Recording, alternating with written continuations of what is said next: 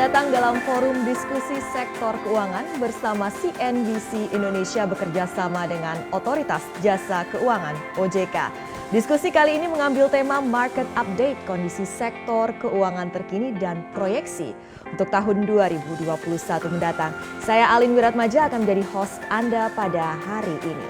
Dan untuk membuka forum diskusi sektor finansial hari ini, mari kita bersama-sama dengarkan pidato kunci yang pertama yang akan disampaikan Bapak Wimbo Santoso selaku Ketua Dewan Komisioner Otoritas Jasa Keuangan Republik Indonesia. Kepada Pak Wimbo Santoso kami persilakan. Terima kasih. Assalamualaikum warahmatullahi wabarakatuh.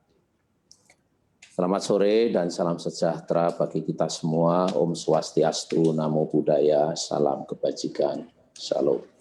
Yang kami hormati Bu Sri Mulyani Indrawati, Menteri Keuangan Republik Indonesia. Yang kami hormati juga Bapak Yahya Setiatmaja, Direktur Utama Bank BCA. Pagi Pak. Ya, pagi Pak Yahya.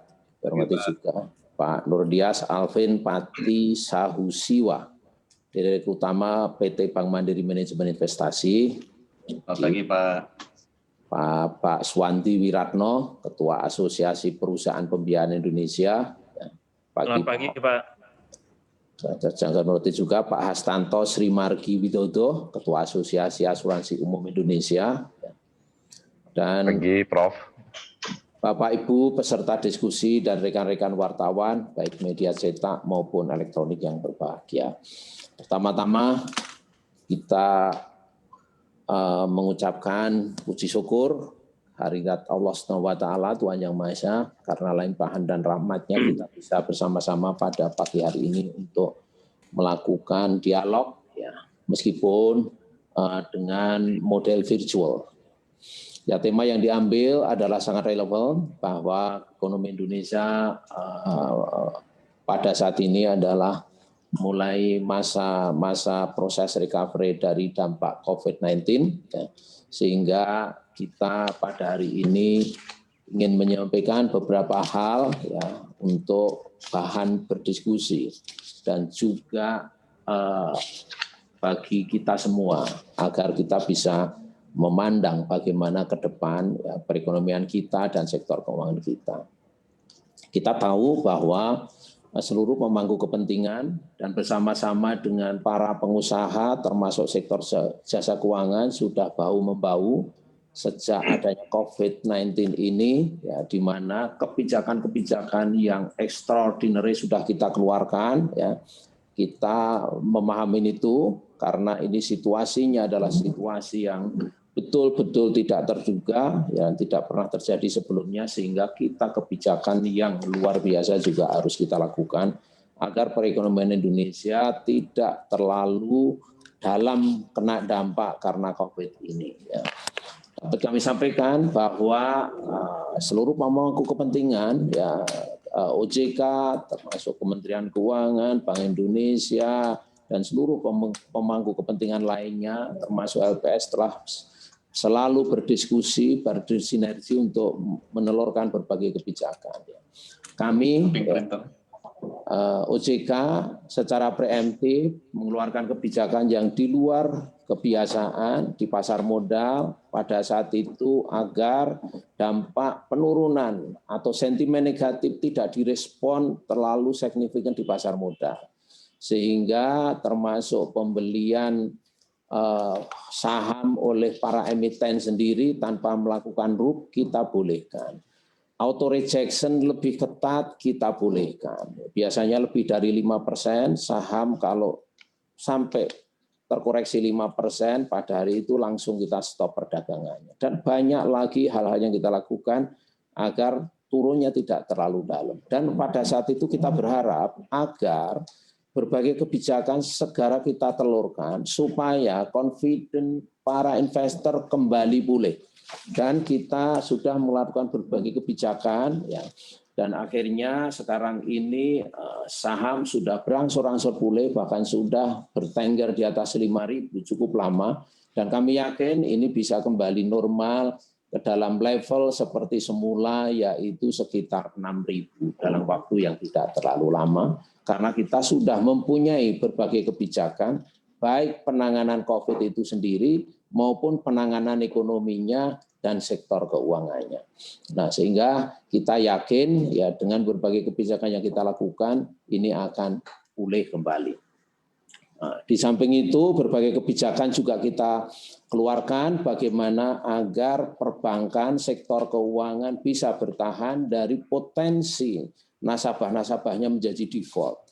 Default ini juga bukan hanya di perbankan, tapi juga lembaga pembiayaan. Dan juga agar balance sheet perbankan, sektor keuangan tidak terganggu, ya, karena kalau terganggu ini nanti recovery-nya dari balance sheet-nya sendiri juga butuh waktu yang lama, sehingga kita mengeluarkan POJK 11 agar bisa menahan sektor keuangan tidak terlalu membukukan rekod yang jelek dari dampak kredit macet dan juga pembentukan pencadangan. Untuk itu POJK 11 ini waktu itu kita keluarkan akhir Maret memberikan keleluasaan sektor keuangan untuk melalui platform restrukturisasi semua debitur yang dampak COVID boleh dimasukkan dalam skema ini dan dikategorikan tetap performing atau lancar dan sementara tidak membentuk cadangan.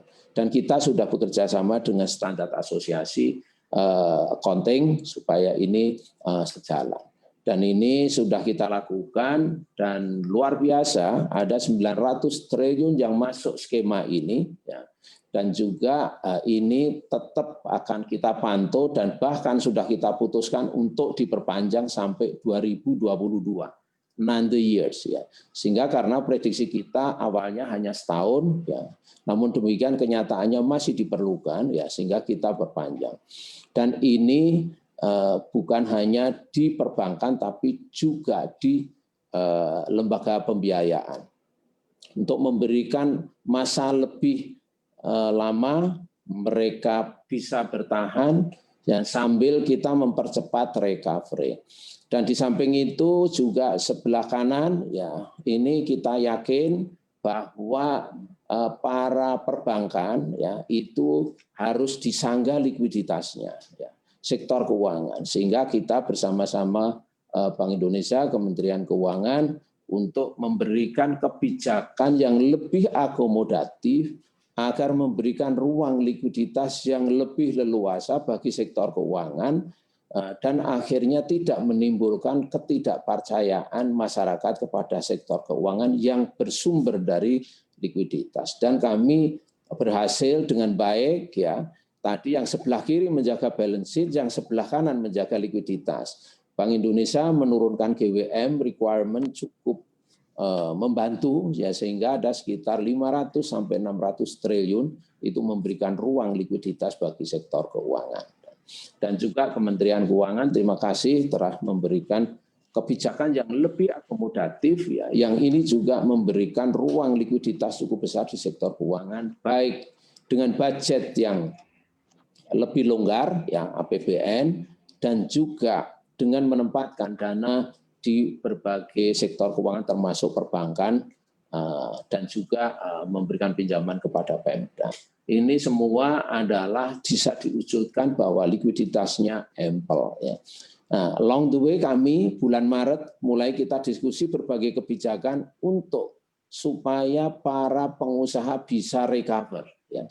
Dan kebijakan sudah terutama UMKM, subsidi bunga, penjaminan, ya, dan juga termasuk korporasi khusus penjaminan agar memberikan ruang untuk bisa cepat recover dengan memberikan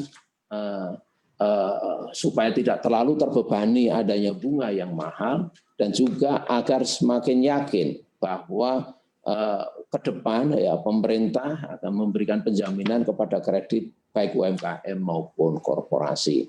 Dan ini di samping itu tadi sudah kami sampaikan penempatan dana di berbagai lembaga keuangan termasuk perbankan dan juga pinjaman kepada Pemda. Nah ini semua ini artinya ini sudah memberikan satu ruang yang cukup leluasa bagi sektor real untuk bisa tumbuh. Ya. Dan untuk itu, kalau kami lihat angka-angkanya, Bapak Ibu sekalian, dapat kami sampaikan bahwa non-performing loan ya ini bertengger ya sekitar 3,15 ya angka terakhir ya. Artinya 3,15 ini jauh di bawah 5% ya. Sehingga tidak membebani balance sheet perbankan ya maupun sektor keuangan lainnya termasuk pembiayaan. Netnya 1,07 artinya bank-bank, lembaga keuangan juga membentuk provisi yang terukur. Artinya kalau nasabah sudah tidak mempunyai living will, pasti sudah dibentuk provisi. Dan juga ini likuiditas sangat ample, berbagai indikator likuiditas, ya, termasuk loan to deficit ratio turun, ya, 83,16%. Jangan khawatir, nanti ini kalau kredit tumbuh, pasti loan to depositnya akan menjadi kembali sekitar 90. Ya. Dan juga permodalan cukup kuat, ya masih bertengger di 23,39. Kami yakin karena kita mempunyai kebijakan yang sangat preemptif, forward looking pada saat kondisi normal, diantaranya ada counter cyclical buffer, ya, permodalan yang intinya untuk mendukung pada saat siklus yang turun ini pada saat ini berguna betul ya sehingga mempunyai buffer modal yang cukup untuk itu ya. Lantas di perusahaan asuransi sama ya kami yakin masih mempunyai RBC yang kuat ya dan juga mungkin kalau kita mengatakan bahwa sekarang ini size bisnisnya ya itu turun, preminya turun, that's wajar. Karena apa? Karena ini dalam kondisi begini tidak ada indikator keuangan yang tidak terimbas ya. Di antaranya NPL slightly naik, namun masih manageable ya. Dan juga profit and loss kami yakin memang ada penurunan, tidak ada masalah. Kami yakin ini nanti ya, akan cepat recover sehingga nanti profit and loss akan kembali normal. Kami perkirakan memang profitabilitas akan turun. Bukan hanya sektor keuangan, hampir semua sektor, kecuali sektor-sektor tertentu yang memang justru booming, diantaranya sistem informasi dan juga kesehatan. Ini justru ada sektor itu booming. Cuma secara umum dapat kami sampaikan semua. Nah, bagaimana ke depan? Nah, dapat kami beberapa indikasi ya, indikasi diantaranya mengenai perkreditan kita yakin bahwa ini pada bulan terakhir kemarin sudah ada green shoot yang positif ya di mana kredit itu sudah mulai tumbuh ya sudah mulai tumbuh di mana bulan-bulan sebelumnya turun terus ya. Karena apa? Karena ya boro-boro untuk nambah kredit itu sekarang bahkan beberapa perusahaan ini tidak bisa beroperasi full capacity sehingga pasti menurunkan portfolio atau bagi debit pinjamannya di perbankan ya. Ya sambil menunggu recovery. Tapi ini bulan terakhir itu adalah bulan angka perkembangan September Oktober. Ini sudah ada pertumbuhan yang positif meskipun kecil ya. Dapat kami sampaikan bahwa penurunan yang dalam itu tidak bisa kita hindari berkaitan perkreditan ini ya. Karena tadi aktivitas ekonominya turun ya. Terutama kalau korporasi ini kami yakin membutuhkan waktu yang lebih lama dibandingkan dengan perusahaan UMKM. UMKM dapat kami sampaikan bahwa sudah mulai tumbuhnya sudah mulai lebih baik karena usaha UMKM ini rata-rata adalah kebutuhan primer sehingga ini akan cepat recover. Kebutuhan primer itu saya rasa semua orang membutuhkan. Yang justru perlu kita cermati dan kita dorong adalah pertumbuhan yang sekunder, ya, yang dimana sekunder ini pasti diperlukan orang untuk melakukan aktivitas keluar rumah. Ya. Di antaranya sekarang ini kita sudah nggak pernah bisa membawa cucu untuk jalan-jalan di mal, sangat terukur. Ya. Dan juga kita tidak bisa naik pesawat, ya, masih takut orang naik pesawat ke daerah-daerah untuk melakukan rekreasi. Dan juga makan di restoran. Mungkin kalau hanya untuk sekedar makan, itu adalah primer. Tapi begitu makan yang fine dining, ini tentunya ini bukan kebutuhan primer, ini adalah sebuah kebutuhan sekunder. Nah itu semua masih belum betul-betul tumbuhnya cepat, ya. Dan ini adalah rata-rata itu dikonsumsi oleh menengah ke atas, ya. Dan inilah sebenarnya kuncinya bagaimana kita bisa meyakini bahwa masyarakat sudah mulai spending untuk kebutuhan sekunder, ya, dan juga akan membuat lompatan dari demand dari berbagai produksi kita. Apalagi kalau kita bicara otomobil, juga belum ada orang untuk beli mobil karena masih takut belum leluasa melakukan aktivitas, ya. Namun demikian ini sudah ada tanda-tanda sudah mulai lebih baik dibandingkan bulan-bulan sebelumnya. Sehingga dapat kami sampaikan bahwa angka-angka pertumbuhan ini, ya, meskipun kalau kita ukur year to date masih turun cukup dalam, apalagi kalau YoY. Kalau YoY angkanya terdistorsi angka 2019 di mana angkanya positif. Tapi kalau begitu kita lihat year to date angkanya betul-betul negatifnya cukup dalam. Nah, pertanyaannya what's going on ke depan, kan gitu. Terus kami terutama dari OJK akan mencari sumber-sumber pertumbuhan yang bisa cepat mengkompensate penurunan yang cukup drastis secara year to date ini. Di antaranya kami melihat, ya, daerah mempunyai potensi yang cukup besar.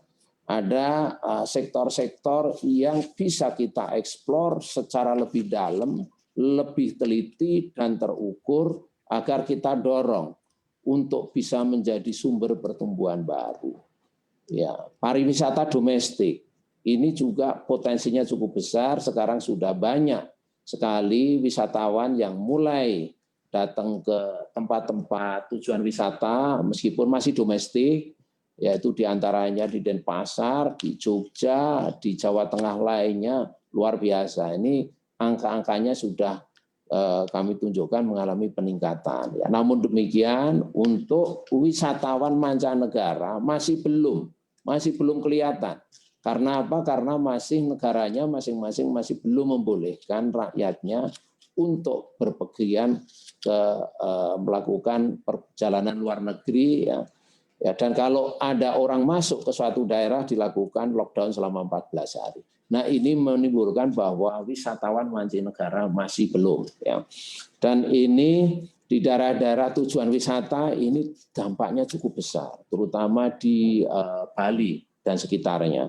Nah, untuk itu sumber-sumber pertumbuhan yang bisa cepat dilakukan sudah kami lihat dan kami survei bahwa perikanan potensinya masih besar untuk ekspor.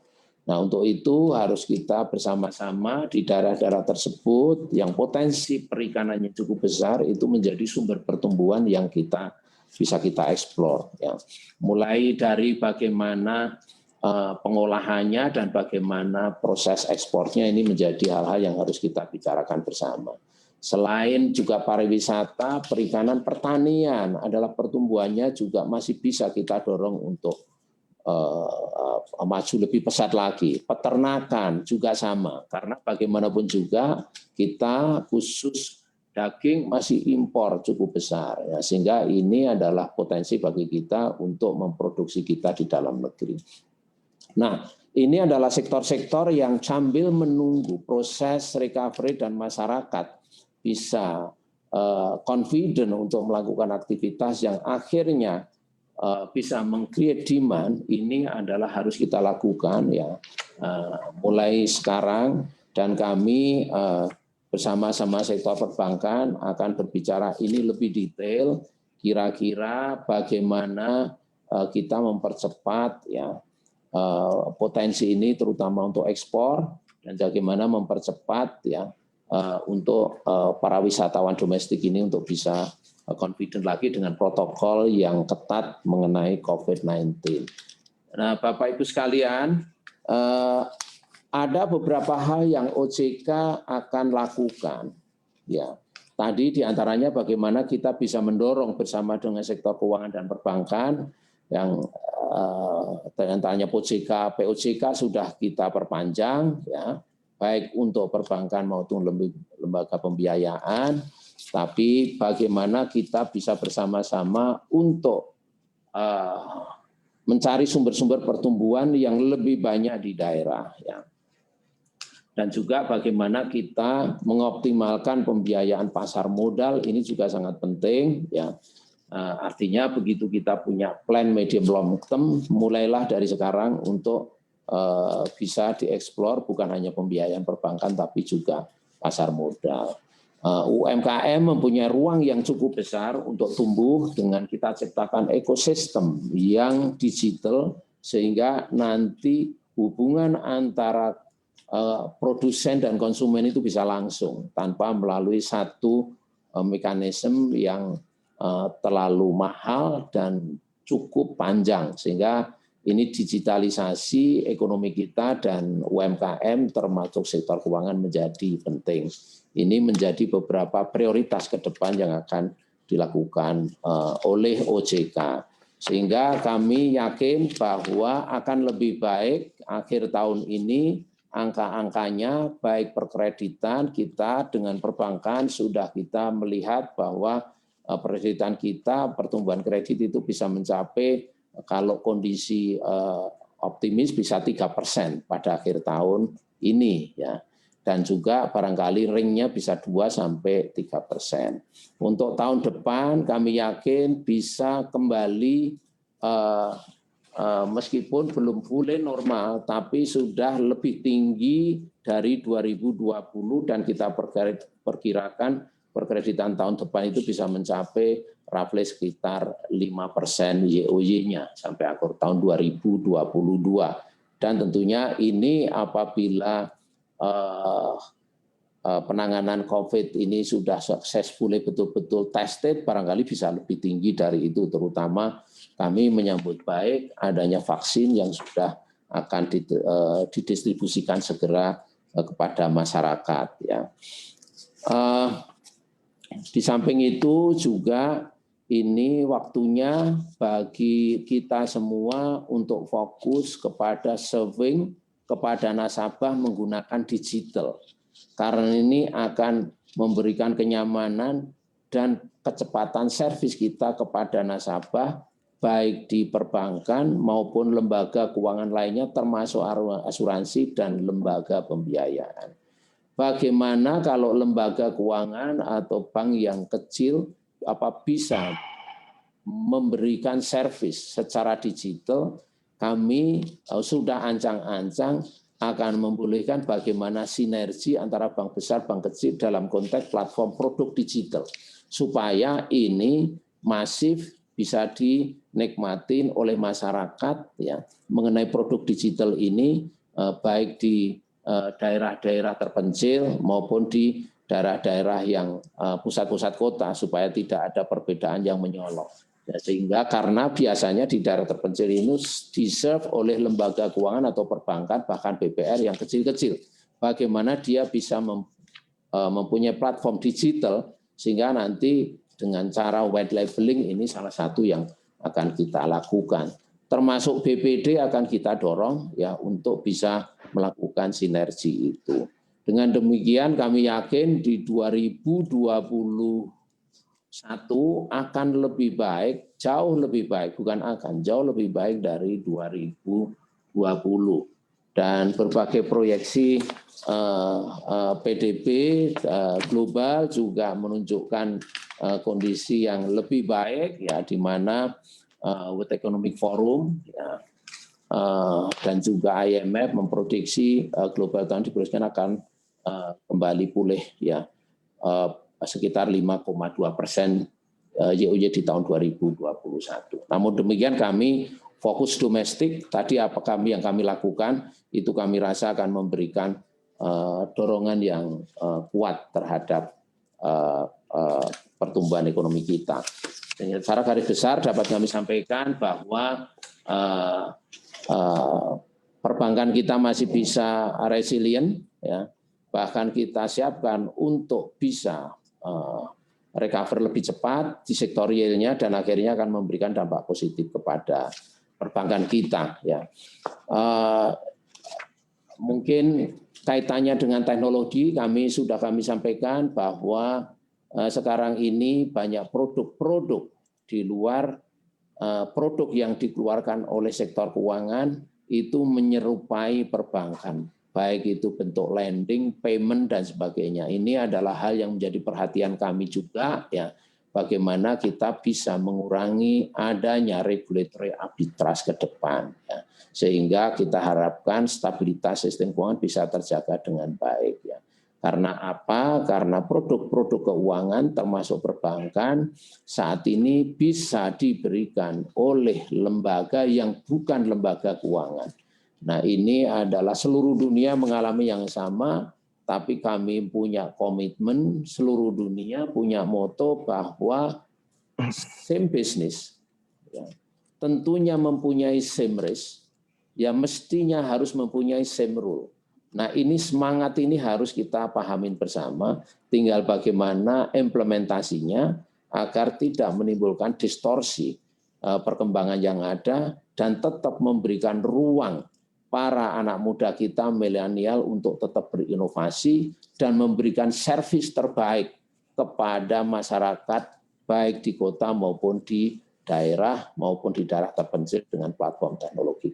Mungkin demikian secara umum yang dapat kami sampaikan dan kami sangat menyambut baik, ya, apabila ada hal yang tentunya bisa kita respon dan bagaimana nanti kalau nggak ada waktu bisa disampaikan langsung ke saya, ya baik tertulis maupun bisa dengan menggunakan WA.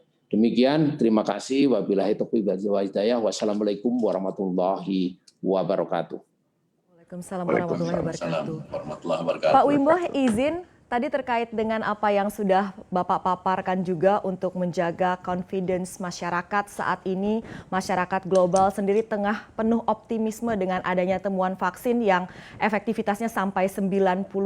Anda melihat ini sebuah pertanda positif, Pak, untuk pemulihan sektor keuangan dan ekonomi Indonesia, Pak Wimbo? Betul, ada dua hal. Yang pertama, pasti Indonesia dan kami yakin pemerintah telah berupaya keras agar juga Indonesia dapat mendapatkan vaksin. Dan ini juga akan memberikan confidence seluruh pengusaha bahwa ini hanya masalah waktu untuk recover. Sehingga para pengusaha tentunya harus lebih dini mengantisipasi ini. Jangan ketinggalan kereta, ya. Apabila ada yang apalagi pengusaha-pengusaha yang menengah ke atas untuk bangkit kembali kan tidak hari ini bercita-cita bangkit besok langsung bisa beroperasi. Enggak, harus bersiap-siap, ya, menghitung, ya, pegawainya disiapkan dan juga infrastruktur lainnya harus disiapkan, mesinnya dipanasin sehingga nanti ini perlu waktu, jangan ketinggalan kereta. Dan sektor keuangan siap, kita sudah siap dengan liquidity yang cukup untuk melakukan pembiayaan. Kalau ada kendala silahkan kita berdialog. Jadi ini memberikan satu sentimen positif bagi para pengusaha untuk bangkit dan kami yakin itu bisa. Yang kedua, dengan adanya vaksin yang ditemukan, ini juga akan memberikan confidence kepada ekonomi global akan tumbuh.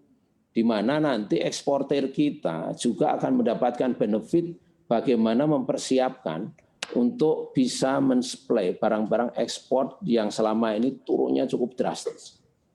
Nah, untuk itu ini adalah hal yang positif yang harus kita antisipasi dan sektor keuangan untuk siap mendukung mengenai hal itu.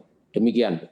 Sektor keuangan siap mendukung pemulihan ekonomi Indonesia. Terima kasih sekali Pak Wimbo Santoso atas keynote speech-nya. Kalau boleh saya ringkas secara singkat yang tadi dikatakan bahwa OJK di sini sigap bersinergi menelurkan banyak kebijakan sejak awal pandemi ini terjadi sehingga sektor keuangan Indonesia tidak terlalu dalam terkena imbas dari COVID-19. Buktinya sudah kita lihat hasilnya di sini, stabilitas sistem keuangan Indonesia tetap terjaga. Terima kasih Pak Wimbo sekali lagi